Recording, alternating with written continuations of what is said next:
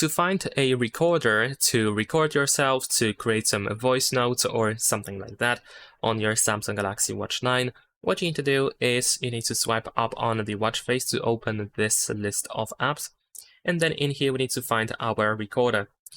So in here, we should be able to scroll down through this list in order to try to find the recorder. In my case, it is over here. There we go. Now we need to grant some permissions, so be sure to do that. There we go. We have the information about nearby devices, so we're just going to tap on next and just grant all of these permissions again.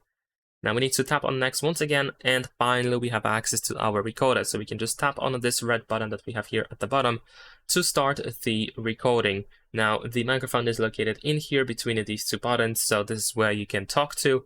Of course, you don't have to keep your watch close to your mouth. The watch should still be able to detect your speech if you try to record yourself. If you want to, you can pause the recording and then renew it, or you can just completely stop it by using this square button. And there we go. Here we have the information about where our recordings are going to be saved. This should appear at least for the first time. And here we can, of course, find our recordings. You can, of course, play the recording back if you want to. You can adjust the volume as well. And that is pretty much it. Leave a like and subscribe.